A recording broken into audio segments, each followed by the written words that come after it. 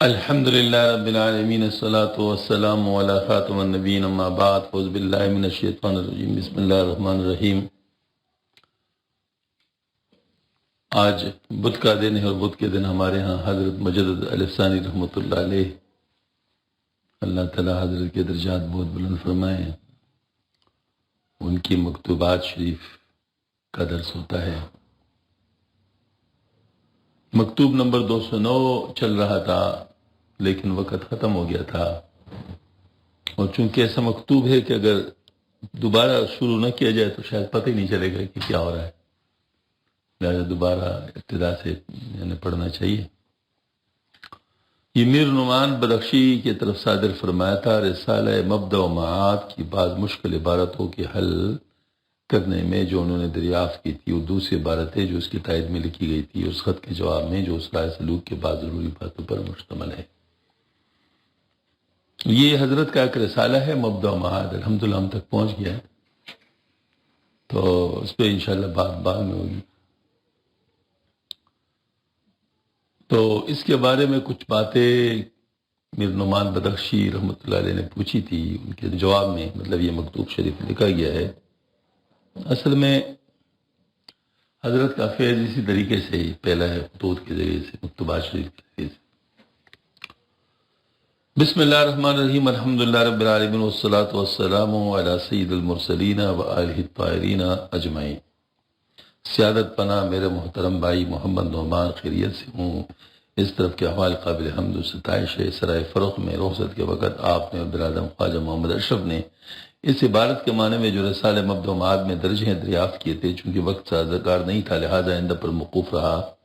اب یہ بات دل میں آئی کہ اس عبارت کے حل سے متعلق کچھ لکھا جائے تاکہ احباب کی تسلی و تشفی کا باعث ہو۔ رسالہ کی وہ عبارت یہ ہے: آج سرور علیہ وآلہ الصلوۃ والسلام کے زمانے رحلت سے ہزار چند سال بعد ایک زمانہ ایسا آئے گا کہ حقیقت محمدی اپنے مقام سے عروج فرمائے گی اور حقیقت غابہ کے مقام میں رسائی پا کر اس کے ساتھ متحد ہو جائے گی۔ اس وقت حقیقت محمدی کا نام حقیقت احمدی ہو جائے گا اور وہ ذات احد جل سلطانہ کا مظہر بن جائے گی، اور یہ دونوں اسم مبارک محمد اور رحمت اپنے مسمى مجموعے حقیقت محمدی و حقیقت کعبہ میں متحقق ہو جائیں گے، اور حقیقت محمدی کا پہلا مقام جہاں سے پہلے تھی خالی رہ جائے گا، اور اس وقت تک خالی رہے گا یہاں تک کہ حضرت عیسیٰ علیہ السلام نزول فرمائے، اور نزول فرمانے کے بعد شریعت محمدی علیہ الصلاۃ والتحیات کے مطابق عمل فرمائیں گے۔ اس وقت حقیقت عیسوی اپنے مقام سے عروج کر کے حقیقت محمدی کے اس مقام کو جو خالی چلا رہا تھا قرار پکڑے گی۔ تو حضرت فرماتے جاننا چاہیے کہ کسی شخص کی حقیقت اس کے تعین وجوبی سے مراد ہے کہ اس شخص کا تعین امکانی اس تعین کا ذل ہے۔ اصل میں تعین امکانی جو ہے اور وہ تعین وجوبی اسماء الہی جل سلطانوں سے کہ وہ علیم قدیر مرید اور متکلم وغیرہ میں سے قسم ہے، اور اس میں الہی جل سلطانہ اس شخص کا رب ہے، اور اس کے وجودی اور توابع وجودی فیوز کا مبدا ہے، اور اس اسم کی بنسبت ذات تعلق شانوں کے ساتھ مختلف مراتب میں صفت کے مرتبہ میں اس کے وجود ذاتی وجود پر ظاہر ہے۔ اس پر بھی اس اسم کا اطلاق ہوتا ہے، اور شان کے مرتبہ میں بھی اس کی زیادتی ذات پر مجرد اعتبار سے یہی اسم صادق آتا ہے، اور صفت و شان کے درمیان کا فرق اس مکتوب میں لکھا گیا تھا جو سلوک و جذبہ کے تفصیل میں ذکر آ چکا ہے۔ اگر کوئی بات پوشیدہ ہو تو اس مکتوب کی طرف رجوع کرنا چاہیے۔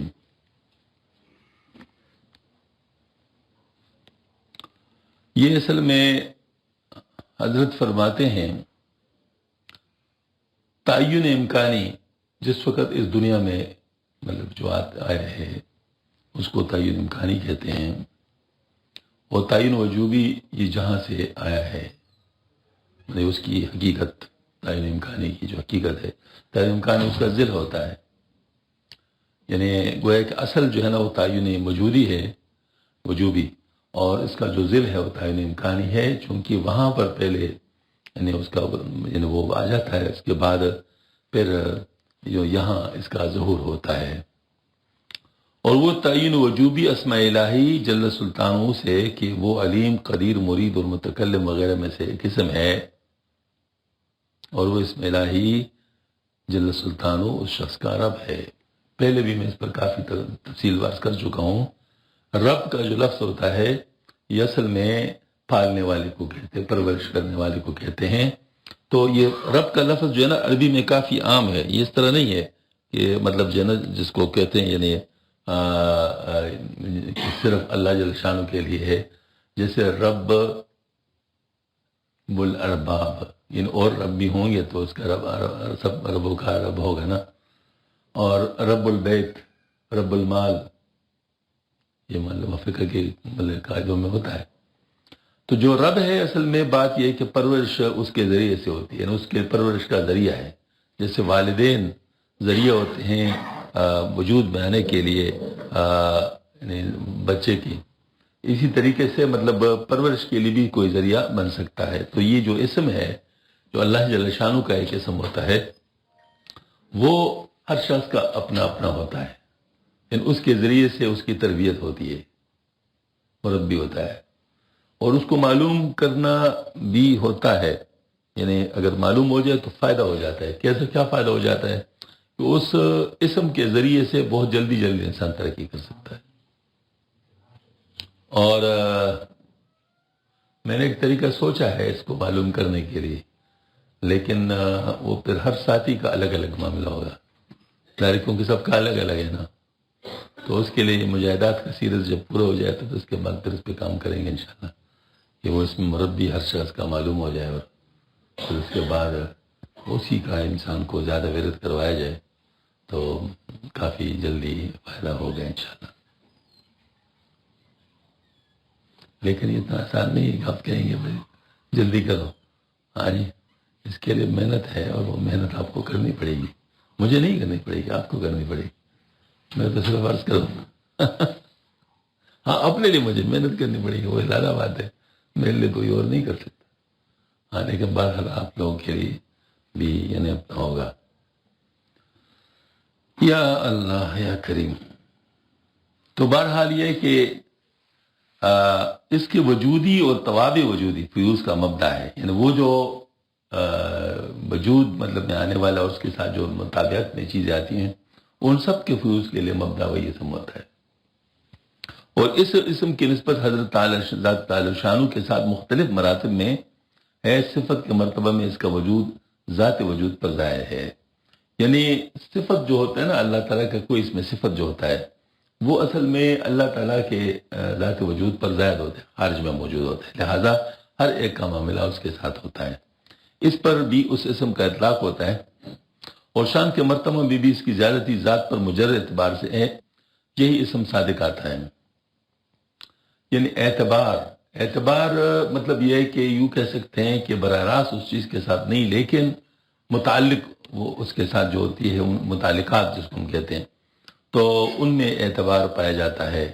تو اس میں یہ ہے کہ شان جو ہے جس کے بارے میں میرے خیال میں تفصیل سے ذکر ہوا ہے مکتوب نمبر 287 میں کہ شان میں اور اس صفت میں کیا فرق ہے. کل یوم ہو فی شان. تو شان ذات کے ساتھ تعلق رکھتا ہے اور صفات جو ہے خارج میں اس کا اپنا علیحدہ وجود ہوتا ہے. تو یہ مطلب اس کے بارے میں فرماتے کہ اس مکتوب میں لکھا گیا تھا اگر کسی کو کوئی معلوم کرنا ہو تو ادھر سے معلوم کرے. اس میں شک نہیں کہ شان کا حاصل ہونا بھی اگرچہ مجرد اعتبار سے ہے، لیکن اس بات کا متقاضی ہے کہ اس سے اوپر اس شان کے مناسب اور زائد معنی ہو جو اس شان کے وجود اعتباری کا مبدا ہو. یعنی گویا کہ شان کا شان یعنی مطلب اس کا جو مبدا فیض وہ بھی کوئی ہوگا تو ظاہر مطلب ہے کہ اس سے پھر اس سے وہ فیض حاصل کرے گا. اچھا، لہٰذا اس اسم کو بھی اس مرتبہ سے ایک حصہ حاصل ہے، یعنی مطلب وہاں سے اور زائد معنی کے فوق میں بھی یہ احتمال جاری، لیکن انسانی طاقت اس کو ضبط کرنے سے عاجز ہے کیونکہ آگے نہیں جا سکتا ادھر، مطلب ظاہر تصور سے باہر ہے. اس فقیر بے بذات کو ایک اور مرتبے سے بھی گزارے گیا، لیکن اس مرتبے کے اوپر سوائے ہلاکت اور محلال کے کچھ نہیں. وہ فوق کل ذی علم علیم، اور ہر علم والے سے بڑھ کر علم والا موجود ہے.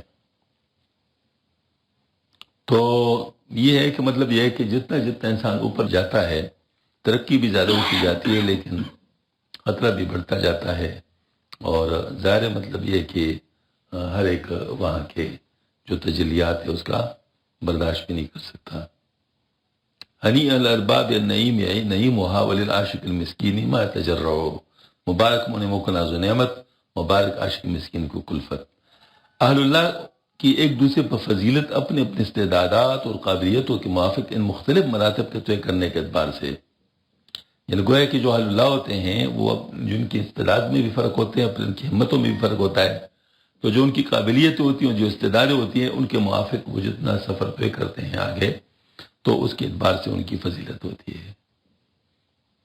اور اس قسم کے واصل اولیاء بہت توڑے ہیں، یعنی مطلب ہے جو اس میں مربی ہے اس کے جو واصل ہے، جو اولیاء ہوتے ہیں بہت توڑے ہیں، کہ ان میں سے اکثر سلوک اور سیر تفصیلی کے طریق سے تمام مراتب امکانیہ سے عروج حاصل کرنے کے بعد اس اسم کے ظلال میں سے کسی ذل تک واصل ہوتے ہیں، اور صرف جذبہ کے طریق سے بھی اس اسم تک واصل ہونے کا گمان کیا جا سکتا ہے، لیکن یہ بے اعتبار اور ناقابل اعتبار ہے، اور وہ لوگ جن نے اس اسم سے عروج کیا ہے اور اس کے مختلف مراتب کم یا زیادہ ہیں، وہ تو بہت ہی کم ہے۔ مطلب یہ ہے کہ وہ جو اسم ہے اس تک جو رسائی ہے وہ بھی بہت مشکل ہے، بہت کم لوگوں کو ہو سکتا ہے، لیکن جو اس اسم کا جو ظلال ہے، جو سائے ہیں، اس سائے کے گویا کہ یوں کہہ سکتے ہیں کہ کسی سائے تک جو ہے نا مطلب لوگ پہنچ جاتے ہیں۔ بعض دفعہ لوگ سمجھتے ہیں کہ شاید ہم اس اسم تک پہنچ گئے، لیکن اس اسم تک نہیں، مطلب اس کے کسی سائے تک پہنچ جاتے ہیں، اور جذب کے طریقے سے بھی اس اسم تک واصل ہونے کا گمان کیا جا سکتا ہے، لیکن وہ چونکہ جذب مطلب پر اعتماد زیادہ نہیں کیا جا سکتا، وہ آگے پیچھے ہو سکتا ہے، لہذا وہ ناقابل اعتماد ہے۔ اور وہ لوگ جنہوں نے اس اسم سے عروج کیا ہے اس سے بھی آگے جو گئے ہیں وہ تو پھر بہت ہی زیادہ کم ہے۔ اب ہم اصل بات کی طرف آتے ہیں اور کہتے ہیں کہ کسی شخص کی حقیقت جس کو تعین وجوبی کہتے ہیں، اور یہاں پر اس کو تعین امکانی بھی کہتے ہیں۔ حقیقت میں حقیقت وجوبی ہے، اور اس کا جو ذل ہے وہ کیا ہے؟ تعین امکانی۔ تو تعین وجوبی بھی اپنی حقیقت رکھتا ہے اور تعین امکانی بھی اپنی حقیقت رکھتا ہے، لیکن تعین امکانی تعین وجوبی کا ذل، اس کا سایہ۔ جب یہ ابتدائی باتیں معلوم ہو گئی تو اب ہم کہتے ہیں کہ محمد رسول اللہ صلی اللہ علیہ وآلہ وسلم صلاۃ و تحیات تمام مخلوقات کی طرح عالم خلق اور عالم ارم سے مرکب ہے، یعنی آپ سے ان کا جسم بھی تھا اور آپ سے ان کا روح مبارک بھی، تو یہ دونوں جو ہے مطلب یہ ہے کہ ان سے مرکب ہے، اور وہ اس میں الہی جل شانہ جو کہ عالم خلق کا رب ہے، اس کی شان العلیم ہے، یعنی گویا کہ وہ جو اسم ہے، ہاں جی، جو عالم خلق کا رب ہے، یعنی آپ صلی اللہ علیہ وسلم کا، وہ اس کی شان العلیم ہے، اور وہ جو عالم امر سے ان کی تربیت فرماتے ہیں اس کے معنی جو ہے وہ جو اس شان کے وجود اعتباری کا مبدا ہے، جیسے کہ مذکور ہو چکا ہے، تو اس کا جو شان العلیم ہے، اس کا جو وجود اعتباری ہے، اس کا جو مبدا ہے وہ اس کا یعنی گویا کہ مطلب فیض دینے والا ہے۔ اور حقیقت محمدی سے مراد شان العلیم ہے، شان العلیم، العلیم تو صفت ہے نا، اس میں صفت ہے، اس کی جو شان ہے وہ کیا ہے؟ حقیقت محمدی ہے، وہ حقیقت محمدی ہے، اور حقیقت محمدی اس معنی کی طرف ہے جو شان کا بھی مبدا ہے، یعنی شان کا شان، جو شان کا بھی شان ہے عجیب مطلب۔ اور حقیقت کعبہ سبحانی سے بھی یہی مراد ہے، حقیقت کعبہ جو ہے یہ بھی وہ بھی یہی ہے، اور حقیقت احمدی یہ بھی یہی ہے۔ اور وہ نبوت جو حضرت آدم علیہ السلام کی تخلیق سے پہلے آثر و رسم کو حاصل تھی اور اس مرتبہ کی نسبت خبر دی ہے، اور فرمایا کنت نبی و آدم و بین الماء والطین، میں اس وقت بھی نبی تھا جبکہ حضرت آدم علیہ السلام پانی اور مٹی کے درمیان تھے۔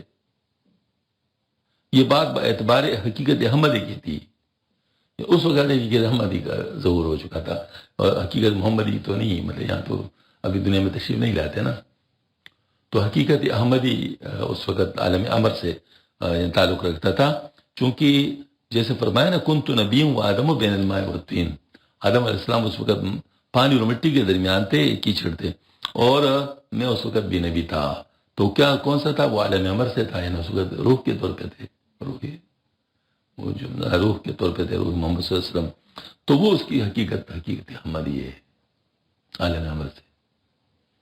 اور اسی اعتبار سے حضرت عیسیٰ علیہ السلام نے جو کلمت اللہ ہوئے اور عالم امر سے زیادہ مناسبت رکھتے ہیں، انہوں نے آپ صلی اللہ علیہ وسلم کے تشریف آوری کی بشارت اس میں احمد سے دی ہے، چونکہ وہ خود عالم امر سے تعلق رکھتے، کلمت اللہ تھے نا، کلمت اللہ کا مطلب کل روح من امر ربی، یہ دیجئے کہ روح جو ہے نا وہ روح جو ہے کیا ہے؟ میرا رب کے امر سے، تو یہ مطلب گویا کہ عالم امر سے تعلق رکھا، تو عیسیٰ علیہ السلام خود چونکہ اعلی ممبر سے تعلق رکھتے تھے، لہٰذا ان کی اس کے ساتھ مناسبت تھی حقیقت احمدی کے ساتھ، لہٰذا انہوں نے جس نام کے ذریعے سے بشارت دی کہ میرے بعد آنے والے، اس میں احمد کا بتایا، محمد کا نہیں بتایا۔ ہاں جی، اور وہ خوشخبری دینے والے ایک رسول جو کہ میرے بعد آئے، اس کا نام احمد ہے۔ اور وہ نبوت جس کا تعلق نشاط عنصری، یعنی جو مادہ کی پیدائش، اس سے، وہ صرف حقیقت محمدی کے اعتبار سے نہیں بلکہ دونوں حقیقتوں کے اعتبار سے۔ اور یہاں جب تشریف لائے تو احمد بھی تھے، محمد بھی تھے، لیکن ذرا تھوڑا سا اور پیچھے جائیں تو احمد کا مطلب کیا ہے؟ تعریف کرنے والا۔ ہاں جی، اللہ تعالیٰ کی بڑی تعریف کی آپ صلی اللہ علیہ وسلم نے پائی، تو اس کی وجہ سے پھر جب اس دنیا میں تشریف لائے تو محمد بنے، تو ان کے بہت زیادہ تعریف کی گئی۔ پس قرونی اذکرکم پس قرونی اذکرکم، پس مجھے یاد کرو میں تمہیں یاد رکھوں۔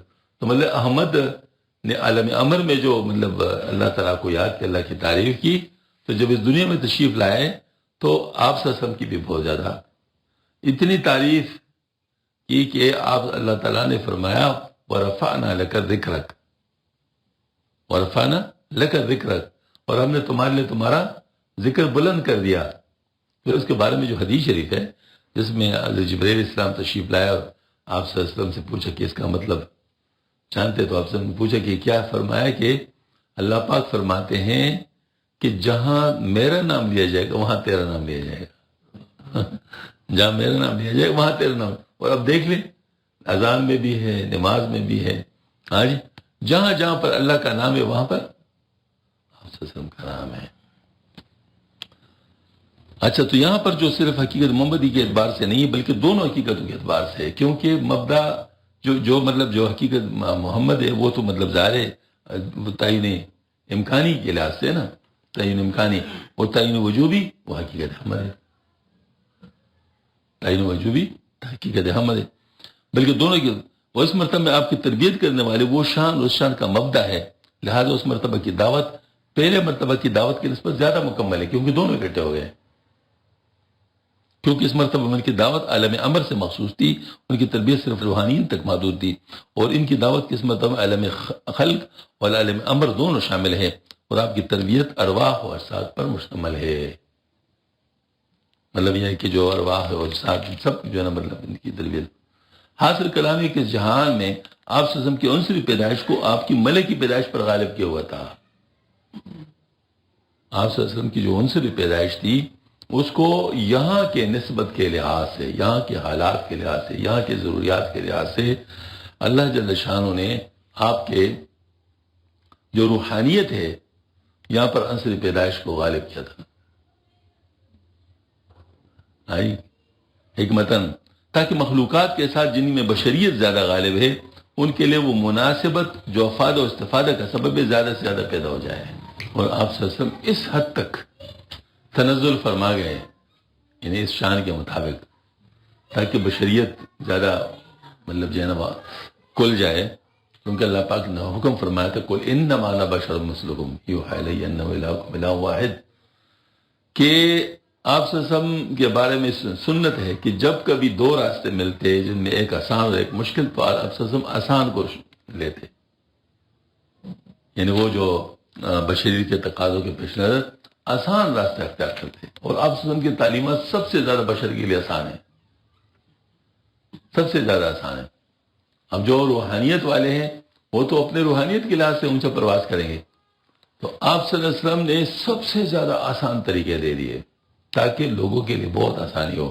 وہ ہے کہ بشری تقاضوں کو سب سے زیادہ چونکہ جاننے والے تھے آپ صلی اللہ علیہ وسلم، اس کی معرفت سب سے زیادہ تھی، لہذا اس کے مطابق ساری چیزیں عطا فرمائی تاکہ سارے لوگوں کے لیے آسانی ہو۔ یہ بہت بڑی نعمت ہے ہمارے اوپر اللہ تعالیٰ کی طرف سے کہ اس امت پہ اللہ پاک نے جو فضل فرمایا اس کے اندر یہ بات تھی کہ آسان طریقے دے دیے گئے، آسان طریقے، اور یہ بشریت کے طفیل ملے ہیں، بشریت کے اسی حقیقت محمدی کی وجہ سے، جو حقیقت محمدی ہے مطلب وہ اسی کے تعین امکانی، چونکہ اس میں بشریت کا پرتو زیادہ تھا، لہذا آپ صلی اللہ علیہ وسلم یعنی بہت ہی زیادہ تنزل فرما گئے. میں آپ کو کیا بتاؤں، ایک عجیب اللہ تعالیٰ نے علم اس وقت نصیب فرمایا. یہ ایک ساتھی تھے ہمارے دفتر کے، اس نے ہمارے یوسف صاحب سے سوال کیا کہ کیا وجہ ہے کہ جتنا ہم پیچھے کی طرف جاتے ہیں تو انسان زیادہ نمایاں ہوتا ہے، اور جتنا آگے کی طرف آتے ہیں تو فرشتوں والی صفات زیادہ غالب ہو رہے ہیں. یعنی جو مطلب مشکل کام ہے، مطلب جیسے وہ مراقبات، وہ تمام چیزیں، صحابہ میں تو یہ چیزیں نہیں تھی. پھر کیا وجہ ہے؟ بڑا مشکل سوال ہے. آج اس کا جواب اللہ نے پہنچا دیا. اس کا جواب یہ تھا کہ آپ صلی اللہ علیہ وآلہ وسلم چونکہ حقیقت محمدی کے حوالے سے تعین امکانی جو تھا وہ بشریت کی تھی، اس میں بشریت کو غالب کیا گیا تھا. قل انما انا بشر مثلکم، اس میں اس حد تک ملائے کہ مطلب آپ لوگوں کی طرح میں بھی بندہ ہوں. تو اس وجہ سے آپ صلی اللہ علیہ وسلم کے طریقوں میں بشریت کا ظہور بہت زیادہ تھا، جس کو ہم نے کہا تھا انسان زیادہ نظر آتے. بشریت کا ظہور بہت زیادہ تھا، اور صحابہ کرام بھی آپ صلی اللہ علیہ وسلم کے بالکل قریب تھے. آپ صلی اللہ علیہ وسلم کے بالکل قریب تھے، لہذا انہوں نے بھی یہ سر آپ صلی اللہ علیہ وسلم سے زیادہ لیا. تو انہوں نے بھی اپنا طریقہ کار جو رکھا تھا وہ عام انسانوں کا والا رکھا، وہ عام انسان والا رکھا. یعنی ان کا جو طریقہ کار تھا وہ بالکل عام انسانوں جیسا ہوتا تھا، لیکن اس میں بڑے بڑے مراتب و کمالات پائے تھے. وہ اخلاص کی وجہ سے اور توکل کی وجہ سے اور تمام چیزوں کی وجہ سے بہت زیادہ اعلیٰ مراتب انہوں نے حاصل کر لی اسی بشریت کے ناطے سے. جو حضرت شاہ ولی اللہ رحمۃ اللہ کی تحقیق یہاں مل جاتی ہے آپس میں. حضرت شاہ ولی اللہ رحمۃ اللہ نے جو فرمایا تھا کہ ابتدا میں لطیفہ جوارح پہ محنت کرنی تھی، اور مطلب ظاہر اسی ذریعے سے ترقی ہوتی تھی. یہ قلب اور جو لطیفہ عقل اور لطیفہ روح، یہ باتیں اس وقت نہیں تھی، کیونکہ اس کی ضرورت نہیں تھی. روحانیت جس کو ہم کہتے ہیں قرب زمانی یا جذب زمانی، جس کو ہم کہتے ہیں جذب زمانی، اتنا تھا کہ جذب قلبی کی اتنی ضرورت نہیں تھی. جذب زمانی اتنی تھی کہ جذب قلبی کی اتنی ضرورت نہیں تھی. وہ جذب زمانی کی وجہ سے سارا کچھ ہو جاتا تھا. اب آپ صلی اللہ علیہ وسلم کو دیکھیں کہ آپ صلی اللہ علیہ وآلہ وسلم خود بشریت کے انتہائی لیول تک تشریف لائے، خود صحابہ کرام کے ساتھ. تو ابو جو جن صحابہ نے کہا تھا کہ ہم کھانا نہیں کھائیں گے، روزے رکھیں گے. کچھ نے کہا کہ ہم جو ہے نا جس کو کہتے ہیں سوئیں گے نہیں، بس نماز پڑھیں گے. کچھ نے کہا ہم شادی نہیں کریں گے، کہا تھا نا. تو آپ سے ہم نے ان کو بلایا تو کیا فرمایا تھا؟ فرمایا کہ میں کھانا بھی کھاتا ہوں، روزے بھی رکھتا ہوں، میں سوتا بھی ہوں، عبادت بھی کرتا ہوں، میں شادی بھی کرتا ہوں. ہاں جی. تو جو مطلب یہ ہے کہ جو ظالم یعنی آپ نہیں کہ تو ہم میں سے نہیں ہوگا. تو اب بس کا مطلب یہ ہوا کہ آپ صلی اللہ علیہ وسلم نے بشریت کے تقاضوں کو سب سے زیادہ وہ لے لیا تھا. لیکن چونکہ آپ صلی اللہ علیہ وسلم کی حقیقت احمدی بھی ساتھ تھی، لہذا حقیقت احمدی کی روحانیت وہ اپنی جگہ پہ کامل تھی، لیکن حقیقت محمدی کی جو بشریت ہے اس کی وجہ سے کامل طور پر آپ صلی اللہ علیہ وسلم کا فیض ادنا سے ادنا شخص تک بھی پہنچ گیا، ادنا سے ادنا شخص تک بھی پہنچ گیا. یہی اصل میں کمال نبوت ہے کہ ادنا سے ادنا شخص تک پہنچا دے بات. مطلب گویا کہ دیکھو نا، ایک انسان مست ہوتا ہے، اس کو اس شخص کے کچھ پتہ نہیں ہے جو دنیا میں پنسا ہوا ہے، وہ اس کی تربیت کر سکتا ہے. وہ کہتے ہیں نماز پڑھو، کہتے ہیں مجھے نماز، کہتے ہیں کیا بات ہے پڑھو نا. اس کو پتہ ہی نہیں کہ بھئی نماز پڑھنے میں اس کو مسئلہ کیا ہے، وہ دنیا میں کیسے پنسا ہوا ہے. ٹھیک ہے نا. تو اب یہ جو شخص بشریت کے انتہائی قریب ہوگا اور پھر اس کے باوجود وہ روحانیت اس کی اتنی ہوگی کہ وہ تو کمال کس وقت زیادہ ہے. اور اگر آپ اپنی بشریت کو چھوڑ دیں اپنے روحانیت کے لیے پھر کمال زیادہ ہے، یا آپ کی بشریت باقی اور پھر روحانیت جو ہے نا مطلب آپ کی اتنی ہو کہ وہ سارے کام وہ جو حکم ہے وہ کر سکیں، وہ کمال زیادہ ہے.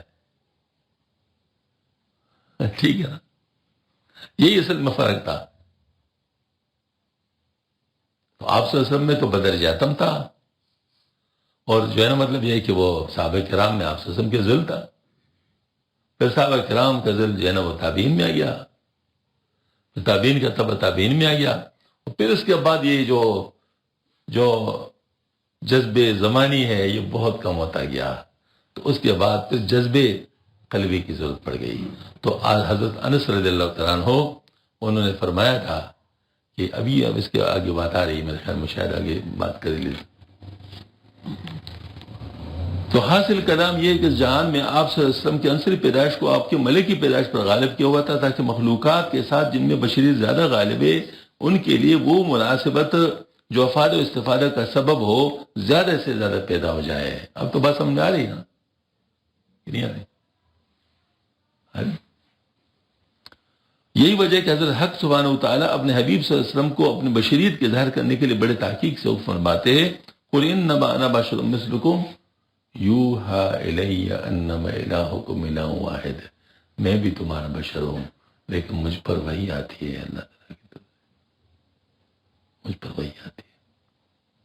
ہاں جی، آپ کہہ رہے کہ میں تمہارے یہ کہ میری طرف وحی کی جاتی ہے. اور لفظ مثلکم کا لانا بشریت کی تاکید کے لیے ہے. وجود عنصری سے رحلت فرمانے کے بعد آپ صلی اللہ علیہ وسلم کی روحانیت کی جانب غالب آ گئی اور آپ کی بشریت کی مناسبت کم ہو گئی اور دعوت کی نورانیت میں تفاوت ہو گیا. چنانچہ بعض صاحب کرام نے فرمایا کہ ہم ابھی آپ صلی اللہ علیہ وسلم کے دفن سے فارغ نہ ہوئے تھے کہ ہم نے اپنے دلوں میں ایک فرق محسوس کیا. کیوں نہ ہو ایمان شہودی ایمان غیبی سے بدل گیا، ایمان شہودی ایمان غیبی سے بدل گیا اور معاملہ گوشت سے گوشت تک آ پہنچا اور دیکھنے کی بجائے سننے کی نوبت آ گئی. صحابہ کرام جو ہے نا وہ جب روایت کرتے کہتے ہیں کہ مجھے یاد ہے کہ آپ صلی اللہ علیہ وسلم اس وقت اس طرح تشریف فرما تھوڑی بات فرما رہے تھے، تو وہ تو دیکھ کے بتا رہے تھے اور باقی لوگ سن کے. ابھی دور کی بات نہیں، ہم جب اپنے شیخ کی بات کرتے ہیں مولانا اشرف صاحب رحمۃ اللہ علیہ کی، تو ہمیں تو بالکل وہ یاد ہوتے ہیں نا کہ کس طریقے سے بات فرماتے تھے. آپ لوگوں کو جب ہم بتاتے تو آپ ہمارے طرف سے سن کے کیا مطلب سمجھ رہے ہوتے ہیں. تو کبھی کبھی ہمیں کہنا بھی پڑتا ہے کہ وہی چونکہ آپ نے ان کو نہیں دیکھا لہذا آپ اس بات کو نہیں سمجھ سکتے. تو صحابہ کرام کے لیے تو یہ بات بالکل بدرجاتم تھی.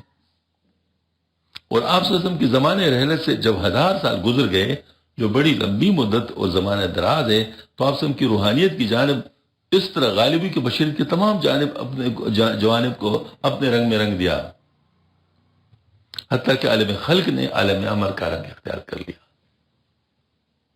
یہ جو عالم خلق والی بات تھی وہ اب عالم امر کی صورت میں آ گئی، یعنی روحانیت غالب ہو گئی. پر لازمی طور جو کچھ کہ آپ صلی اللہ علیہ وسلم کی عالم خلق میں اپنے حقیقت سے رجوع ہو کر ظاہر ہوا وہی حقیقت محمدی عروج فرما کر حقیقت محمدی سے ملحق ہو گئی. یعنی چونکہ روحانیت بڑھتی گئی آپ صلی اللہ علیہ وسلم کی، چونکہ یہاں سے پردہ فرما گئے تو ہے تو آپ صلی اللہ علیہ وسلم زندہ اپنے قبر شریف، یہ تو ہمارا عقیدہ ہے. آئی لیکن بہرحال وہ بشریت تو نہیں رہی نا جو کہ یہاں ہوتی تھی، تو لہذا روحانیت غالب ہوتی گئی. روحانیت کی غلبہ کی وجہ سے 1000 سال کے بعد وہ روحانیت اتنی بڑھ گئی کہ اس نے عالم امر کی صورت اختیار کر لی. تو عالم امر والا تو حقیقت احمدی ہے. عالم امر والا کیا ہے؟ وہ حقیقت احمدی ہے. فرمایا کہ علی حقیقت احمدی سے ملحق ہو گئی اور حقیقت محمدی حقیقت احمدی سے متحد ہو گئی. ٹھیک ہے. اس جگہ حقیقت حمدی اور حقیقت محمد سے مراد آپ صلی اللہ علیہ وسلم کی خلق و امر کا تعین امکانی ہے، نہ کہ تعین وجوبی. تعین امکانی مراد اس دنیا کا، تعین وجوبی تو ادھر کا ہے نا، وہ تو فیض ہے، مبدأ فیض ہے. اچھا، کوئی تعین امکانی اس کا ذل ہے، کیونکہ تعین وجوبی کا عروج کوئی ایمان نہیں رکھتا، وہ تو اپنی جگہ مستقل ہے. اور اس تعین کے ساتھ اس کا متحد کرنا معقول نہیں. اور جب حضرت عیسیٰ علیہ السلام نزول فرمائیں تو حضرت خاتم الرسل کی شریعت کی پیروی کریں گے اور اپنے مقام سے عروج کر کے تبعیت کے طور پر حقیقت محمدی کے مقام پر پہنچ جائیں گے. چونکہ حقیقت محمدی جو آپ سے کی تھی وہ تو چلے گئے حقیقت محمدی کے ساتھ، تو وہ جگہ خالی ہو گئی.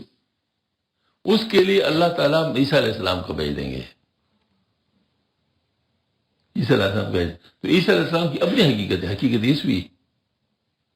باقاعدہ ہمارے مراقبات میں مراقب ہے حقیقت عیسوی، اس کی اپنی ایک حقیقت ہے. وہ جو حقیقت ہے حقیقت عیسوی حقیقت محمدی بن جائے گا. یعنی ہوں گے تو وہ نبی ہی اپنے وقت کے، اس وقت کے نبی نہیں ہوں گے، اس وقت امتی ہوں گے، اس لیے حقیقت محمدی بن جائے گی. ٹھیک ہے، اس وقت کیا ہوں گے؟ امتی کے طور پہ ہوں گے. اور آپ صلی اللہ علیہ وسلم کے دین کو تقویت فرمائیں گے. اس زمن میں بات نقل کرتے ہیں کہ گزشتہ شریعتوں کا بھی یہ حال تھا کہ اولو العزم پیغمبر کے رحل فرمانے کے بعد 1000 سال بعد انبیاء کرام اور رسول اعظام مبعوث ہوتے تھے، جو اس اولو العزم پیغمبر کی شہریت کو تقویت دیتے تھے، ان کی کلمہ کو بلند کرتے. اور جب اس اولو العزم پیغمبر کی دعوت شریعت کا دورہ تمام ہو جاتا تو دوسرا اولو العزم پیغمبر مبعوث ہو جاتا تھا.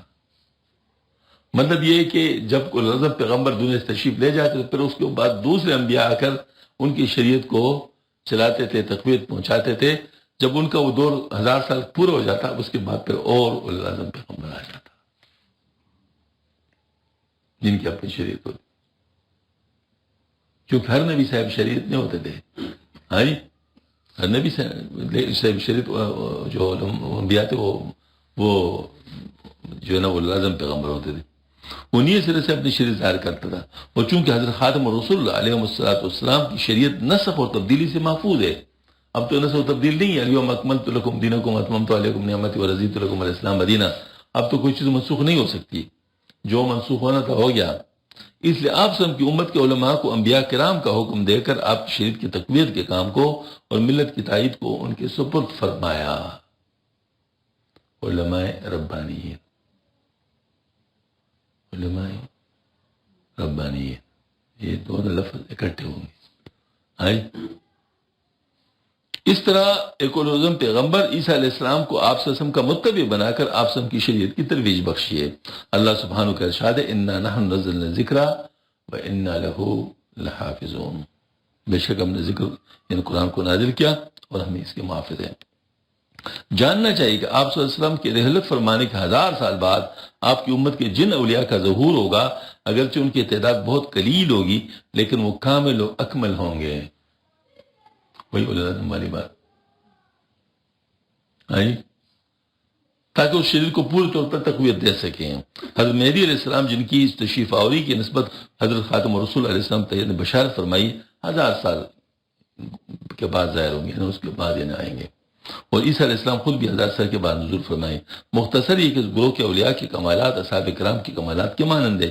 اگرچہ انبیاء علیہ السلام کے بعد اصحاب کرام کے لیے فضیلت و بزرگی ہے، لیکن یہ ایسا مقام ہے کہ مشابہت کے کمال کی وجہ سے ایک کو دوسرے پر فضیلت نہیں دے سکتے.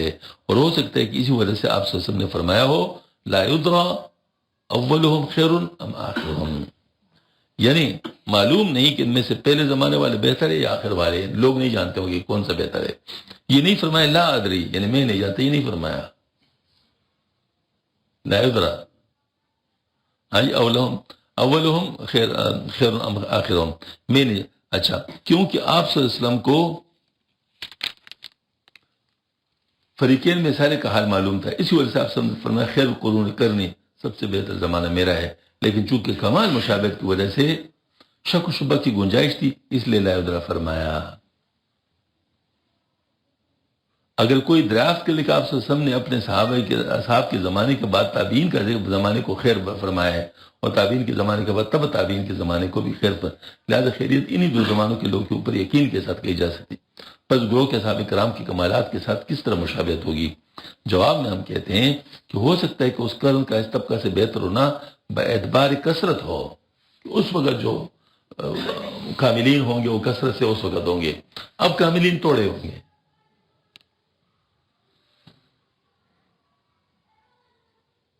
سائنٹیفکلی اگر ہم اس بات کو کریں تو مثال کے طور پر اگر ہم ایوریج لیتے ہیں تو مثال کے طور پر 90 افراد، ان کا 1000 یونٹ ہے ہر ایک کی طاقت، ہاں جی، اور 10% کا جو ہے نا وہ ہے 1 یونٹ ہے. تو ٹوٹل ایوریج جب آپ لیں گے تو اس کے حساب سے آئے گا. لیکن دوسری صورت میں اگر 10% وہ 1000 کے ہوں اور 90% 1 کے ہوں تو ٹوٹل میں کیا آئے گا؟ کون سے زیادہ ہوگا؟ پہلے والا زیادہ ہوگا نا. اس طریقے سے فرمایا کہ عین ممکن ہے کہ اس وجہ سے وہ کثرت سے جو کاملین ہوں گے وہ پہلے میں ہوں گے، اور بعد میں کاملین کثرت سے نہیں ہوں گے بلکہ توڑے ہوں گے. ٹھیک ہے نا؟ اچھا، اور اہل بدع اور ارباب فسوق و فجور کی کمی ہوگی. یہ بات اس کی حرکت مناسب ہے کہ اس طبقہ کے اولیاء اللہ میں سے بعض افراد ان دونوں کرنوں کے اولیاء اللہ سے افضل ہوں، جیسے کہ امام مہدی علیہ السلام. لیکن اصحاب کرام کا زمانہ ہر لحاظ سے خیر ہی خیر، اس بارے میں گفتگو کرنا فضول ہے. زمانے کے لحاظ سے تو بات بھی ہے، یہ افراد کے لحاظ سے اور زمانے کے لحاظ سے. ہاں جی، یہ افراد کے لحاظ سے وہ زمانے کے لحاظ سے. اچھا، آگے والے ہیں، وہ جنت نہیں وہ مقرب ہو. وہ حضرات ہے کہ دوسروں کا پہاڑ کے برابر سونا خرچ کرنا ان کے ایک مد جو خرچ کرنے کے برابر نہیں. واللہ یختص برحمتہ من یشاء، اللہ تعالیٰ جس کو چاہتے اپنے رحمت کے ساتھ محسوس کر لیتا ہے. ایک دفعہ تو مجدد صاحب رحمۃ اللہ علیہ سے پوچھا گیا کہ شیخ عبدالقادر جیلانی رحمۃ اللہ علیہ نے معمور ہونے کے طور پر جو فرمایا تھا اولیاء کہ قدمی علی رقبت اولیاء کل اولیاء، کہ میرے قدم سارے اولیاء کے گردن پر ہے.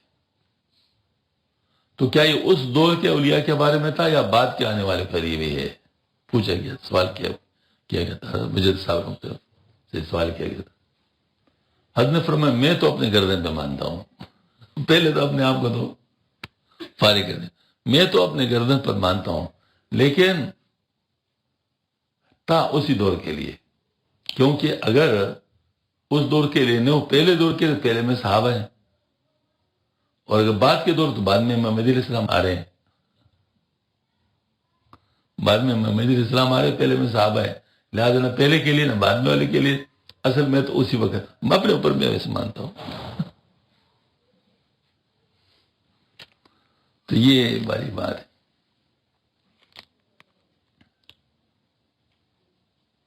جاننا چاہیے کہ پچھلے بیان سے اس عبارت کے معنی واضح ہو گیا جو رسالہ مبدأ و معاد میں اس عبارت سے پہلے تحریر کی گئی ہے کہ حقیقت کعبہ ربانی حقیقت محمدی کی مسجود ہو گئی، کیونکہ کعبہ ربانی کی حقیقت بینی حقیقت احمدی ہے، جو فی الحقیقت حقیقت محمدی اس کا ذل ہے، پر لازماً حقیقت محمدی کی مسجود ہوگی. ہاں جی، اگر سوال کرے کہ کعب آپ صلی اللہ علیہ وسلم کی امت کے اولیاء کے لیے طواف کے لیے آتا تھا، ان سے برکات حاصل کرتا ہے، حالانکہ اس کی حقیقت محمدی پر مقدم ہے. یعنی حقیقت کعبہ کی حقیقت محمدی سے اہم ہے، یعنی مقدم ہے. تو پھر یہ معنی کس طرح جائز ہوں گے؟ جواب میں ہم کہتے ہیں کہ حقیقت محمدیت تنزیہ و تقدیس کی بلندی کی وجہ سے آپ صلی اللہ علیہ وسلم کے مقامات نزول کی انتہا ہے. مقامات نزول کی انتہا، یعنی آپ صلی اللہ علیہ وسلم کا جو مقام تھا وہ تو اپنے تھا نا، آپ صلی اللہ علیہ وسلم کی افضلیت میں عبادت خدا بزرگ تو یہ کس نے مختصر ظاہر آپ صلی اللہ علیہ وسلم اللہ کے بعد تو آپ صلی اللہ علیہ وسلم ہی سب سے افضل ہے، باقی تو سارے مخلوقات ہیں، مخلوقات میں سب سے زیادہ افضل کون ہے؟ آپ صلی اللہ علیہ وسلم ہے نا، اس میں تو کوئی شک نہیں، لیکن یہ تو اس بشریت کے لیے نزول فرمایا تھا، یعنی جیسے اللہ جل شانہ ہمارے اپنے شان کے مطابق بات نہیں فرماتے، انسان کی شان کے مطابق بات کر لیتے کہ اس کو سمجھ آ جائے، تو آپ صلی اللہ علیہ وسلم نے بھی اپنے شان سے حقیقت محمدی کی طرف نزول فرمایا تھا تاکہ لوگوں کی بشریت ان کے حجاب نہ بن جائے، بشریت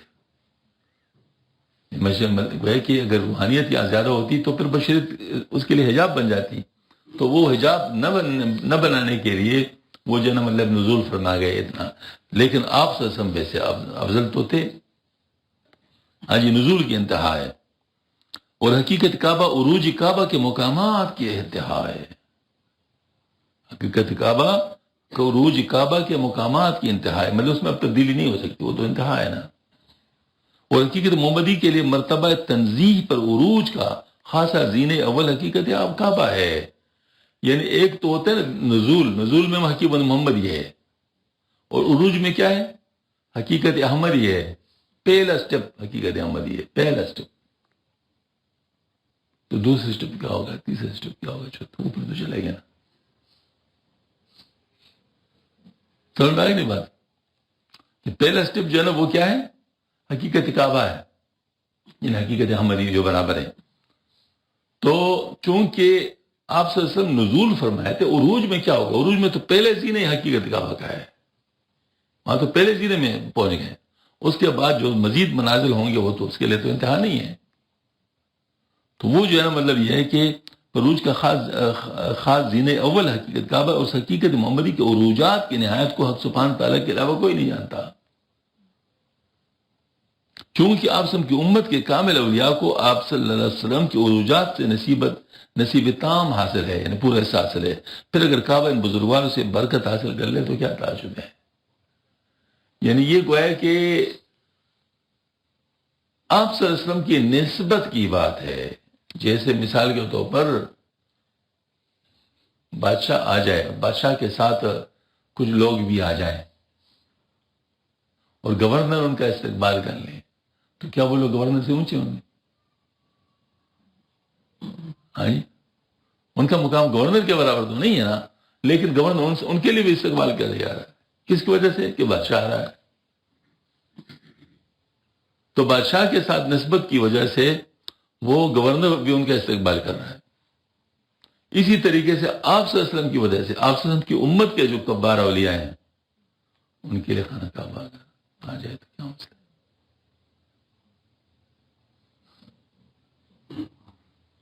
یہ حضرت تانوی مسلم نے اس کو صاف فرمایا تھا، فرمایا بعض لوگ کہتے ہیں حضرت ابراہیم بن ادھم رحمۃ اللہ علیہ جب تشریف لائے ہیں خانہ کعبہ کا طواف کرنے کے لیے تو خانہ کعبہ کو اپنی جگہ نہیں پایا، تو پوچھا کہ کدھر ہے؟ بتایا گیا کہ وہ ایک ولی آ رہی ہے، اس کے استقبال کے لیے گئی ہے۔ کون سی ولی؟ رابعہ مسیح، اس کے استقبال کے لیے گئی، تو حضرت تانوی نے فرمایا اس واقعے میں بعض احمق لوگ سمجھتے شاید اس وقت کعبہ ہوگا نہیں، وہ کعبہ ہوگا نہیں، وہ چونکہ تاریخ میں ایسا واقعہ نہیں ہوا کہ کعبہ موجود ہی نہ ہو، لہٰذا یہ واقعہ جھوٹا ہے،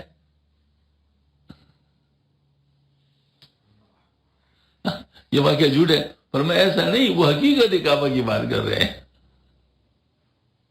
وہ حقیقت کعبہ ادھر نہیں تھا اس وقت،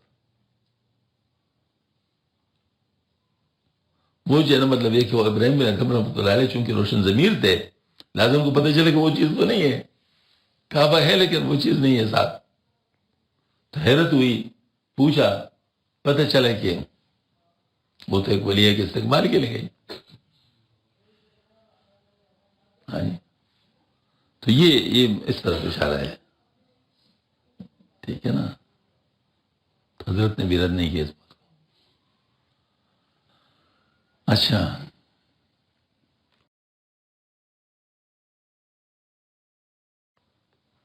زمین زادہ برسما تاختہ، زمین و زماں را پسند آختا. زمین والے اتنے فلک پر چڑھے، زمین و زماں سے پیچھے رہے. اور دوسری عبارت بھی جو اس رسالے کے اس مقام پر واقع وہ بھی حل ہو گئی. اور عبارت کی صورت کعبہ جس طرح کی اشیاء کی صورتوں کی مسجود ہے، اسی طرح حقیقت کعبہ بھی ان اشیاء کی حقیقتوں کی مسجود ہے. ان حقیقت کعبہ اشیاء کی حقیقتوں کے کا مسجود ہے. کیونکہ پچھلے مقدمات سے بات واضح ہو چکی ہے. حقائق اشیاء ان اسماء الہیہ سے مراد ہے جو ان کے فیوز وجودی اور تابع وجودی کا مبدا ہے. ٹھیک ہے، مطلب اسماء الہیہ اور حقیقت ان اسماء سے فوق ہے. پس یقین حقیقت کعبہ حقائق اشیاء کی مطبوع ہوگی. ہاں، اگر کامل ترین اولیاء کو حقیقت کعبہ سے بالاتر سے حاصل ہو جائے اور وہ انوار بالا کو حاصل کر کے اپنے حقائق کے مراتب میں جو مراتب عروج میں اشیاء کے طبی مقامات کے مانند ہیں نیچے اترائے، تو کعبہ بھی ان کے برکات سے توقع رکھے گا. ہاں جی، جیسے کہ پہلے بیان ہو چکا. اور اس طرح رسالہ مبدا و معاد میں بھی چند فکرے انبیاء العظم صلی اللہ علیہ وسلم کے ایک دوسرے سے افضل ہونے کے بارے میں لکھے گئے تھے. یعنی ایک کو دوسرے پر افضل ہونے کے معنی میں چونکہ کشف الہام پر مبنی ہے جو ظنی ہے، اس لیے ان کی تحریر کرنے پر افضلیت کے بارے میں تفرقہ کرنے پر نادم ہوں اور توبہ کرتا ہوں، کیونکہ اس باب میں دلیل قطعی کے علاوہ کوئی بات کرنا جائز نہیں.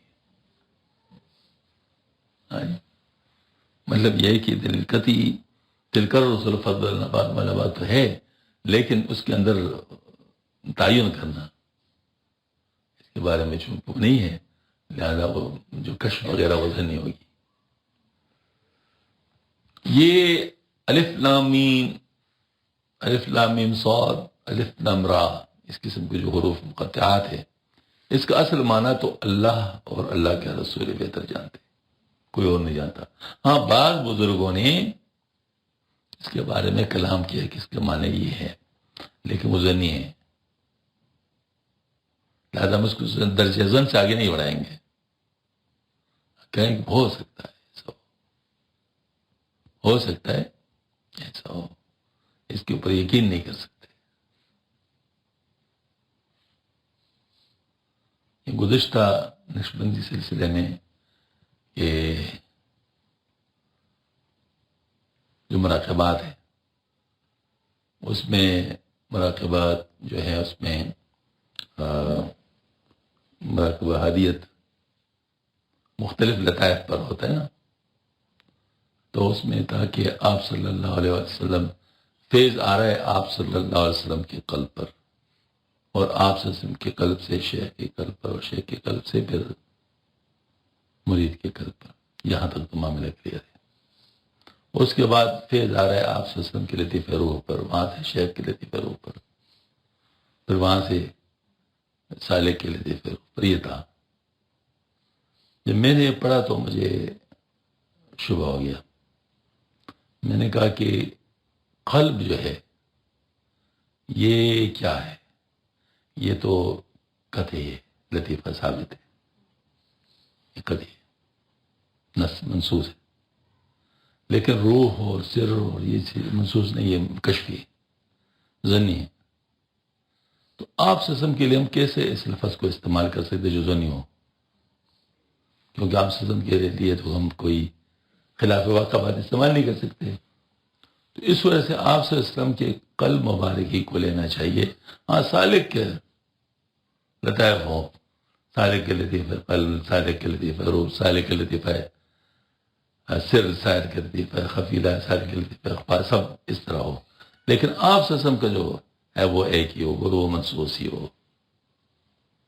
اور تابعیت کے طور پر شیخ کا بھی ہم نے ویسے کیا. تابعیت کے طور پر اللہ کا شکر ہے کہ تائید ہو گئی، اور تائید بھی مجدد صاحبوں کی طرف سے ہو گئی. اس پہ خوشی کا اظہار فرمایا کہ ہاں یہ بات صحیح ہے، ماشاء اللہ ظنی ہے، اور یہ جو ہے نا قطعی ہے. الحمدللہ پھر اس کے بعد ہم نے اس کو چلایا. تو ابھی الحمدللہ ہم یہی بتاتے ہیں نا لوگوں، مراقبہ ہدیت جو ہے یہ ہم بتاتے ہیں لوگوں کو، اس طریقے سے بتاتے ہیں.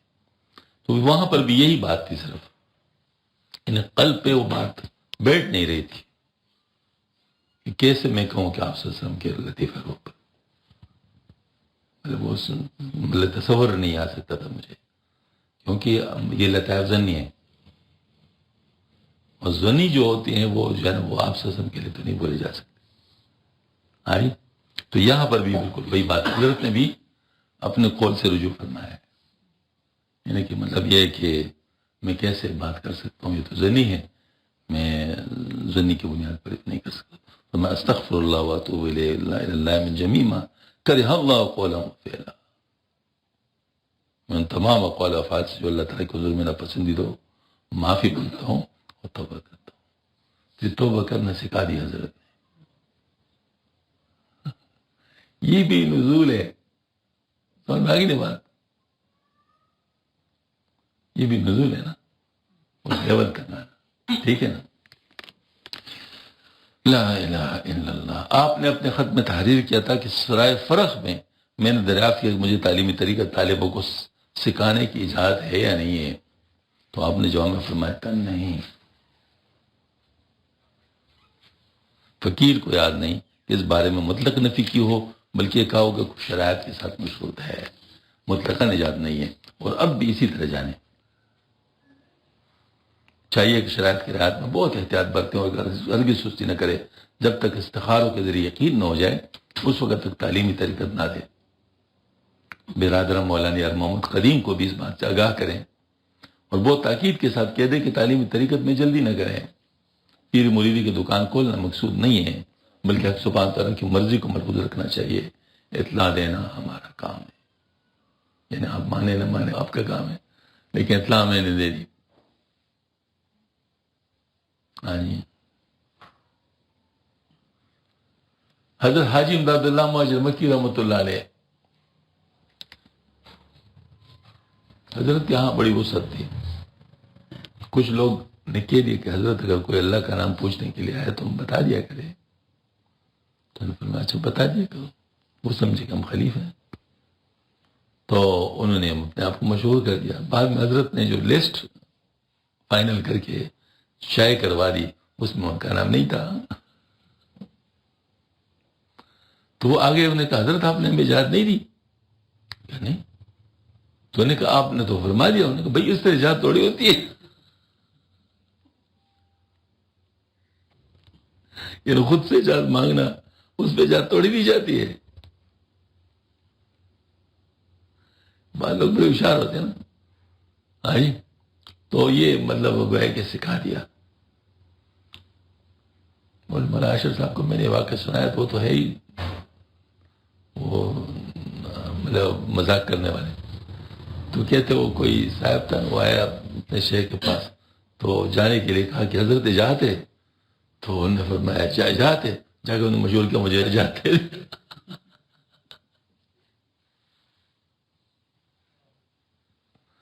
تو اس طرح بھی اجازتیں لی جاتی ہیں لیکن وہ دی نہیں جاتی. دل کے خوش رکھنے کو غالب یہ خیال اچھا ہے. بس صرف دل ہی خوش ہوتا ہوگا نا، اور تو اصل میں حقیقت تو نہیں ہوتی. اجازت وہ ہوتی ہے جو کوئی اپنے شرع صدر سے دیتے، وہ اجازت نمبر 1 ہوتی ہے. کیا ہوتی ہے؟ اجازت نمبر 1 شرع صدر سے، بس خود ہی بتایا ہے. اور خود نہ بتائے، کوئی کسی کو کہہ دے، مطلب کوئی اور کہہ دے کہ حضرت ان کو اجازت دے دے اور وہ دے دے، تو اجازت نمبر 2 ہے. اور اگر کوئی اور نہ کہ خود کہے تو یہ نمبر 3 ہے. اور نمبر 3 کو بعض دفعہ موقوف بھی کر دیا جاتا ہے، جیسے حاجی صاحب نے کر دیا بعض دفعہ.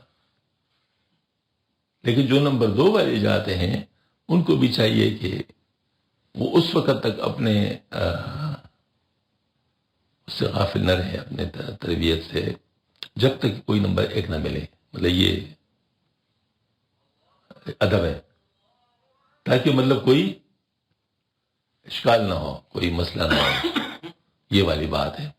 تو یہاں پر بھی یہ بات فرمائی کہ جو ہے نا مطلب ہے کہ میں آپ کو مشروط اجازت دیتا ہوں، آزاد نہیں. اور مشروط یہ ہے کہ جب تک اچھی طرح شرائط کا عمل نہ ہو اس وقت تک جو ہے وہ نہ کرے. اور پھر آخر میں فرمائے کہ پیری میری کوئی دکان تو نہیں کھولنا، اصل میں تو اللہ تعالیٰ کی رضا کے لیے ہے، تو اللہ تعالیٰ جس چیز سے راضی ہوگا تو اسی چیز کو کرنا چاہیے. تو بہرحال میرے خیال میں مکتوب نمبر 210 میں رہا تھا کہ میں اس کے بارے میں بات کروں گا، لیکن میرے خیال میں پورا نہیں ہوگا، مشکل ہوگا. تو اس پہ اگر کوئی سوال وغیرہ ہو تو کر سکتے ہیں، وہ تھوڑا سا جان پائے اس مکتوب پہ. یہ مکتوب بھی کافی مشکل مکتوب ہے، اور امید ہے انشاءاللہ کہ شاید اللہ کرے آپ لوگ دعا کریں کہ یہ کسی کتاب کا جو ہے نا وہ انشاءاللہ شاید بنیاد بن جائے. کیونکہ حقیقت محمدی پہ لکھنا میرا کافی عرصے سے پہلے سے وہ دائرہ لا حقیقت محمدی پہ لکھنا. تو اب الحمدللہ حضرت کے قلم کی بات بھی آ گئی کہ حضرت نے ماشاءاللہ ارشاد فرمایا، تو اس کی بنیاد پر بات کی جا سکتی. سوال نہیں ہے، یا تو سر کے اوپر سے گزر گیا سب کا، اور یا پھر یہ ہے کہ سارے بہت ہی ذہین فتین بیٹھے ہوئے جن کو کوئی اشکال ہی نہیں. آپ نے ابھی فرمایا تھا کہ بعض لوگ ایسے اولیاء اللہ ایسے ہو سکتے ہیں کہ جس طرح کعبہ آپ صلی اللہ علیہ وسلم کہ نسبت کی وجہ سے ان کو ملا ہوتا نا، تو وہ تو پھر حقیقت کعبہ سے اوپر. ہاں بالکل. تو وہ ان اولیاء اللہ کو بھی جب اس طرح کی کوئی چیز ملتی ہے تو کعبہ بھی ہاں. وہ اصل میں بات یہ ہے کہ وہ جب وہ بہت زیادہ ترقی اوپر کر لیں تو آپ صلی اللہ علیہ وسلم کی مطابقت کی وجہ سے جب وہ نزول دوبارہ فرماتے ہیں واپس ہوتے ہیں تو خانہ کعبہ بھی ان کا اکرام کرتا ہے. یہ مطلب ان کا اکرام کرتا ہے، اور وہ اکرام ان کا آپ صلی اللہ علیہ وسلم کی امتی ہونے کی وجہ سے ہے کہ امتی ہونے کے ساتھ ان کا اپنا جو مقام ہے اس کے لحاظ سے کیا ہے. جیسے میں نے عرض کیا نا کہ آخر بادشاہ کے ساتھ جو لوگ آئیں گے ان کی کوئی ویلیو تو ہے نا، بادشاہ کے ساتھ ہر ایک تو نہیں آ سکتا، تو ان کی اپنی ذاتی وہ بھی تو ہوتی ہے. لیکن گورنر اس کا جو استقبال کر رہا ہے، گورنر نمبر 2 ہوتا ہے نا مطلب اس کے بعد، تو گورنر جو استقبال کر رہا ہے اس کے بادشاہی کی وجہ سے کر رہے ہیں نا، بادشاہ کے ساتھی ہونے کی وجہ سے، ان کے اپنے مقام کی وجہ سے تو نہیں کر رہے. بادشاہ گورنر جو ان کا استقبال کر رہا ہے ان کے بادشاہ کے ساتھی ہونے کی وجہ سے کر رہے ہیں، وہ اکیلے نہیں آ رہے، گورنر بادشاہ کے ساتھ آ رہے ہیں. نسبت کی بات ہے. جی جی جی. اصل میں دیکھیں نا، حقیقت عیسوی کی اپنی ایک حقیقت ہے، وہ تو موجود تھے حضرت کے ساتھ ہوگا. لیکن جب آپ صلی اللہ علیہ وسلم کی روحانیت بڑھ گئی، بشریت کم ہو گئی، بشریت کم ہونے کی وجہ سے حقیقت احمدی غالب آ گیا، تو حقیقت محمدی ادھر چلا گیا، اس کے ساتھ ہو گیا، متحد ہو گیا. اب یہ حقیقت محمدی کی جگہ تھی جو امت کے لیے موجود تھی وہ نہیں رہی، چونکہ حقیقت احمدی حقیقت محمدی تو ایک جگہ پہ آ گیا نا، روحانیت کی طرف چلا گیا. تو اب یہ جو حقیقت محمدی جو امت کے اصلاح کے لیے، امت کی تربیت کے لیے ہونی چاہیے، وہ نہیں رہے گی. جب وہ نہیں رہے گی، جگہ خالی ہوگی، اس کو پر کرنے کے لیے سارے اسلام تشریف لائے گئے، اور اس کی حقیقت عیسوی جو ہے حقیقت محمدی میں ٹرانسفارم ہو جائے گی.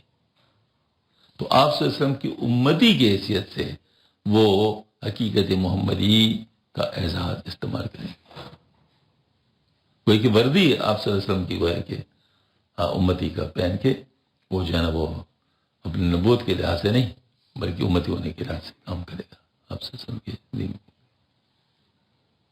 یہ بات ہے. ایک اللہ والے جی فرمایا تھا کہ امت کی حالت بگڑ چکی ہے، اور اب نبی کا جو وارث یعنی جو ان کی نمازی صاحب آئیں گے، اس طرح میرا خیال میں ان کا اشارہ تھا، مجھے صحیح طرح پتہ نہیں ہے. تو جب تک وہ نہیں ہوگا تو پوری امت جو ہے وہ اب دوبارہ مجموعی طور پہ اس کی حالت نہیں ہو سکتی. ہاں وہ بات صحیح ہے کہ مطلب زوال تو بہت زیادہ ہے، اور یہ زوال جب پیک پہ پہنچے گا تو اس وقت دجال کا بھی خروج ہوگا اور امام مہدی علیہ السلام بھی تشریف لائیں گے، تو مارے کا جو آخر ہے وہ برپا ہوگا۔ تو یہ والی بات صحیح ہے کہ مطلب یہ ہے کہ دیکھو نا، میں نے آپ کو ایک بات بتایا، میں نے صحابہ کرام کو بتایا تھا کہ صحابہ کرام میں ہر ایک بہت اونچا تھا اور بہت زیادہ تعداد میں تھے نا جو اونچے لوگ، 90% میں نام میں نے آپ کو بتایا، اور تابعین اور تبع تابعین کو بتایا۔ تو اس وقت بہت ہائی لیول والی موجود تھی۔ ہاں جی، بعد میں اب جو ہائی لیول والے لوگ ہیں وہ کم ہوتے گئے ہیں، وہ کم ہو رہے ہیں، تو جو مجموعی تاثر ہے وہ بہت کم ہو گیا۔ ان کے لیے کوئی اتنے ہی اونچے درجے کی شخصیت کی ضرورت ہوگی جو اس لیول کو پہنچائے دے اوپر، ٹھیک ہے نا، وہ امام مہدی علیہ السلام، وہی ویٹنگ فنکشن والا تھیوری۔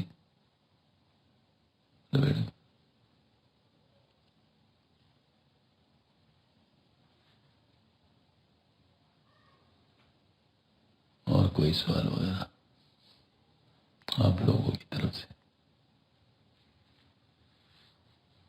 ورنہ میں اگلا مکتوب شروع کرتا ہوں۔ یہ حضرت امام مہدی علیہ السلام اور عیسیٰ علیہ السلام یہ ایک ہیں یا الگ الگ ہیں؟ الگ الگ ہیں۔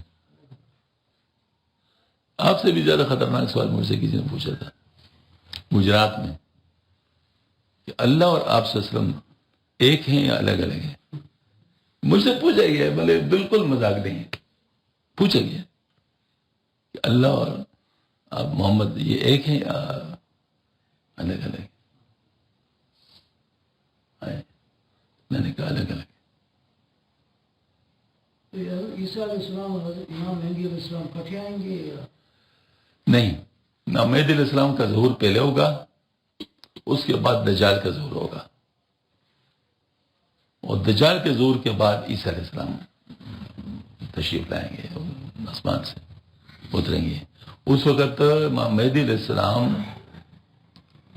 نماز کی جماعت کی تیاری کر رہے ہوں گے اس وقت، اتنا میں عیسیٰ علیہ السلام جو ہے نا دمشق کے مینار پہ تشریف لائیں گے، پھر وہاں سے سیڑھی لگا دی جائے گی۔ تو اب دیکھو وہاں تک تو معجزانہ طور پہ آ گئے، لیکن وہاں سے نیچے اب سارا احکامات اس کے شروع ہو گئے بشریت والے، ٹھیک ہے نا، وہ شروع ہو گئے۔ تو وہ پھر سیڑھی لگا دی جائے گی تو پھر نیچے تشریف لائیں گے۔ اس وقت وہ فرماتے ہیں کہ جیسے کہ تازہ وضو کیا ہو، اس سے پانی جو ہے جیسے ٹپک رہا ہو، تو نماز جب کھڑی ہوگی تو لوگ ان کو کہیں گے جی آپ تشریف لائے، عیسیٰ علیہ السلام کو پہچان لیں گے کہ نہیں تم تو پڑھاؤ، میں تمہارے ساتھ پڑھاؤں۔ مطلب یہ کہ یہ اخیر میں عیسیٰ علیہ السلام تشریف لائیں گے، لیکن اتنا زیادہ فرق نہیں ہوگا، ساتھ ساتھ ہی قریب قریبی ہوں گے، اور پھر عیسیٰ علیہ السلام جو ہے نا وہ دجال کا پیچھا کریں گے، وہ دجال بھاگتا جائے گا ادھر سے، جہاں جہاں سے حضرت کی جو سانس ہے نا وہ جائے گی وہاں سے دجال بھاگے گا، تو مقام لطف پر اس کو پکڑے گا۔ تو غالباً یہ لیڈیا نامی ایک ایئرپورٹ ہے اسرائیل کا، شاید وہی ہو کامل،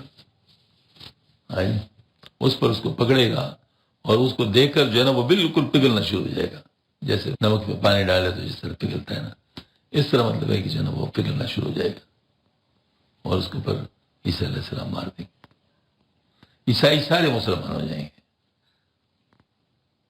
عیسیٰ علیہ السلام کو دیکھ کے سارے عیسائی مسلمان ہو جائیں گے، اور یہود کی شامت آ جائے گی، وہ ظالم اس وقت بھی نہیں مسلمان ہوگے، تو ان کی شامت آ جائے گی، تو اس وقت ان کو مارا جائے گا، تو ان کو کوئی اور چیز پناہ نہیں دی گی سوائے ایک درخت کے، اس کا نام مجھے اس وقت یاد نہیں ہے، خرکت، تو یہ جو ہے نا درخت ان کو پناہ دے گی، باقی اور کوئی پناہ نہیں ہے۔ تو اسرائیل اس کو بہت کاش کر رہا ہے اچھی طرح پتہ ہے ظالموں کو، یہی تو ہے نا موضوع بنا لیا، پتہ تو ہے ان کو۔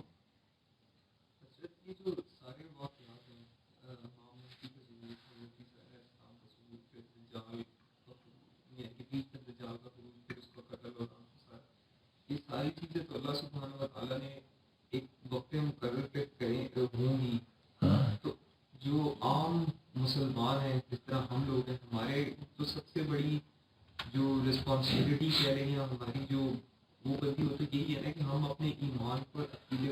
مضبوط کریں کہ ہم آن دی رائٹ سائڈ آف جو بیٹل ہوں اس وقت ہوں اور اس سارے کو اپنے آپ کو ہم ٹھیک رکھیں اس وقت، یہ کیا ہماری صورتحال کیا ہوگی؟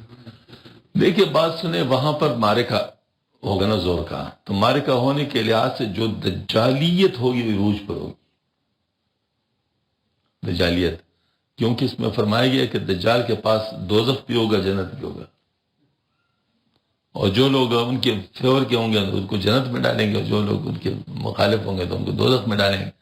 اور فرمایا آپ صلی اللہ علیہ وسلم نے کہ جو اس کی جنت اصل میں وہ دوزخ ہوگی، جو اس کی دوزخ اصل میں جنت ہوگی. لیکن لوگ تو ظاہر کو دیکھتے ہیں، تو بہت سارے لوگ گمراہ ہو جائیں گے، مطلب جن ان کے پیچھے پڑ جائیں گے، وہ چلے جائیں گے، وہ بہت کم لوگ بچیں گے.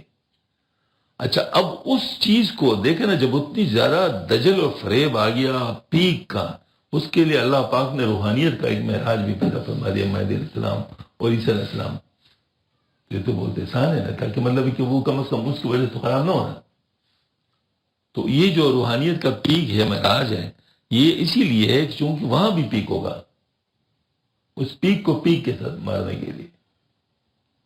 ہاں جی، تو ہمارا کام ہے مہدی علیہ السلام کا ساتھ دینا ہوگا، اگر اللہ تعالیٰ نے ہمیں موقع دیا اور ہم اس وقت تک زندہ رہے انشاءاللہ، تو ہمارا کام ہے مہدی علیہ السلام کا ساتھ دینا ہوگا، اور عیسیٰ علیہ السلام کے ساتھیوں میں ہوں گے. تو اس وجہ سے جو مطلب یہ کہ وہی ہماری کامیابی ہوگی، اور جو دجال کے کاتے میں چلے گیا وہ تو مارا گیا. لیکن ویسے میں آپ کو ایک بات بتاؤں، چونکہ اللہ پاک نے فرمایا کل بل تحبون العاجلۃ وتذرون الآخرۃ، یہ ایک یونیورسل ٹروتھ ہے قرآن پاک میں نا، کل بل تحبون العاجلۃ وتذرون الآخرۃ، ہرگز نہیں، جو بلکہ تم جو قریب والی چیز ہے اس کو لیتے ہو، جو بعد والی چیز ہے اس کو چھوڑتے ہو. تو خطرہ اس وقت بھی بہت زیادہ ہوگا، کیونکہ قریب والی چیزیں دجال کے پاس ہوں گی، وہ نفسانی خواہشات والی چیزیں وہ دجال کے پاس ہوں گی. تو لہذا ڈر تو اس کا ہوگا. ابھی اگر ہم لوگ ٹریننگ کر لیں اور ہم اپنے آپ کو بچائیں اور اپنے آپ کو اس چیز کا عادی کر دیں تو اس وقت کام آ جائے گی وہ چیزیں.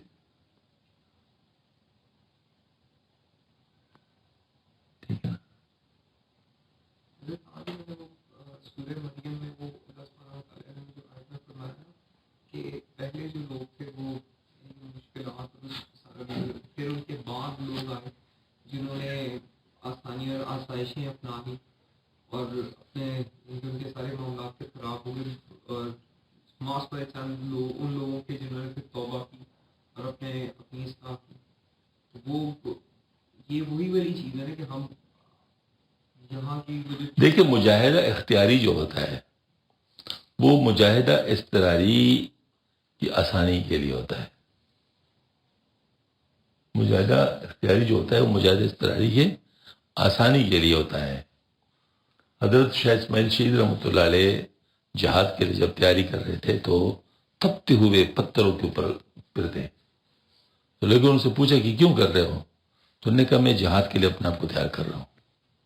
تو انہوں نے کہا اللہ پاک نے تو فرمایا لا یکلف اللہ نفسا الا وسعہا، تو فرمایا جا سکتا ہوں اس کے اوپر، تبھی تو کر رہا ہوں نا، میں نہ جا سکتا تو پھر نہ چلتا، جا تو سکتا ہوں تبھی تو میں اس کو کر رہا ہوں.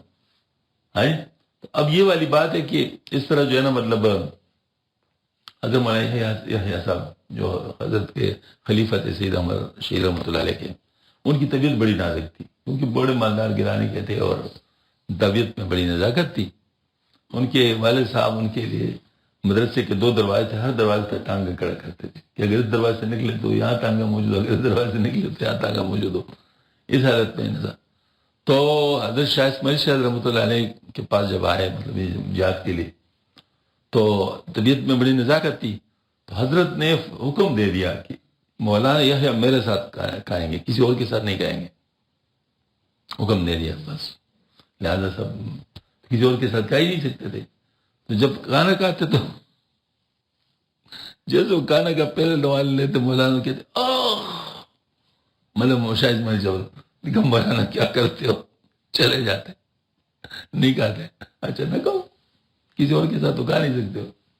ایک دن ایک وقت بھوکا، 2 وقت بھوکا، 3 4 5 دفعہ جب ہو گیا نا، تو جب آتے وہ حاجی، تو پھر جب انہوں نے کہا کہ مولانا اگر اس کو اس کے سال ان کے اندر ملا بھی دو تب بھی میں کہوں گا. نہیں کہ اب اصلاح ہو گئی، اب اصلاح ہو گئی. مطلب یہ کہ چونکہ جہاد میں تو ناز نخرے نہیں چلتے. ہاں جی، تو حضرت نے مطلب جو ہے کہ اس کی اس طرح اصلاح فرمائی. تو یہ مجاہدہ تھا نا. تو مجاہدہ کس لیے کیا؟ مجاہدہ اضطراری کو آسان کرنے کے لیے کیا. وہ 4-5 وقت تو اس کو فاقہ کروا دیا، لیکن اس نے اس کو اس قابل بنا دیا کہ آئندہ وہ ہر حالت میں کھا سکے گا. تو مجاہدہ اختیاریہ جو ہوتا ہے وہ مجاہدہ اضطراریہ کے قابل بنانے کے لیے ہوتا ہے، کیونکہ حالات کچھ بھی آ سکتے ہیں.